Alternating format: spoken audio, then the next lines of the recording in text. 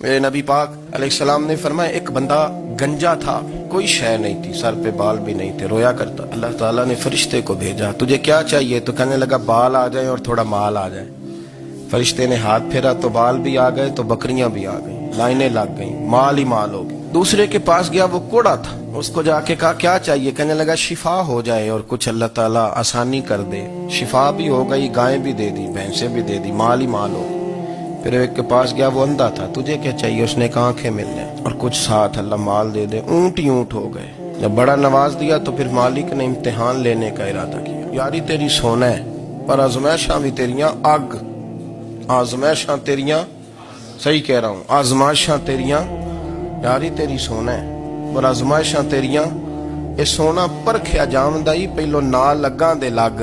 اللہ نے فرمایا آزمائش کرو۔ سب سے پہلے گنجے کے پاس آئے، اسے کہا اللہ کے رستے میں کچھ دے، کہنے لگا میرے خرچے ہی بڑے، دیکھو تو صحیح کتنی مشکل میں وقت گزارتا ہوں، حال ہی کوئی نہیں۔ تو اس نے کہا میں نے تو سنا ہے تو گنجا اور بھوکا ننگا تھا۔ کہنے لگا میں تو جدی پشتی رئیس اعظم ہوں، تو یہ کس پاگل نے کہا ہے بھاگ جا؟ اس نے کہا اچھا جیسے تو تھا ویسے ہی ہو جائے۔ کھیت کھلیان اجڑ گئے، پھر سے گنجا ہو گیا۔ حضور علیہ السلام فرمانے لگے، پھر وہ اس کے پاس گیا جو کوڑا تھا، اسے کہا کچھ دے، کہنے لگا خرچے ہی بڑے۔ اب پوچھ لیں کسی امیر آدمی سے، کہے گا چکی کے نیچے ہاتھ ہے میرا، میرے سے زیادہ تو اب پریشان بندہ ہی کوئی نہیں، کیا بتاؤں آپ کو، اتنا ٹیکس ہے، اتنا جرمانہ ہے، فلانی شے، بڑا کچھ گنواتے ہیں لوگ۔ اس نے کہا میں نے تو سنا تو پہلے کوڑا تھا۔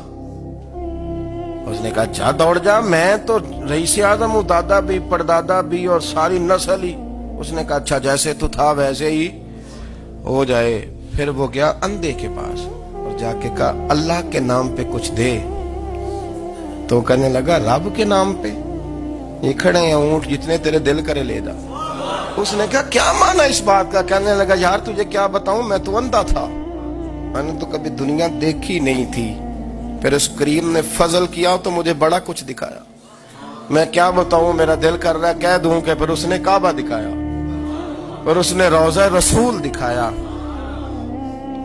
پھر اس نے ریاض الجنہ کے سجدے دکھائے، پھر اس نے اپنے محبوب کے دروازے کی رونقیں دکھائیں۔ اس نے بڑا کچھ دیا، اس نے بڑا نوازا۔ میرے پاس تو شاید میں بدکار پرانا خادم، کسے در ملی نہ ٹوئی، ایت واصف یار نے نظر جو کی تھی پھر واصف ہی ہوئی۔ یہ تو اس کا کرم ہوا۔ تو یہ وہ کہنے لگا تو اللہ کے نام پہ جان مانگ، میں وہ بھی دینے کو تیار، میرے پاس تو شے ہی کوئی نہیں تھی، مجھے تو اپنا پتہ ہے، میں تو کوئی شے نہیں تھا، کچھ نہیں تھا میرے پاس، یہ تو ان کا کرم ہے کہ رخ ان کا ادھر ہے۔ اور مختصر سی میری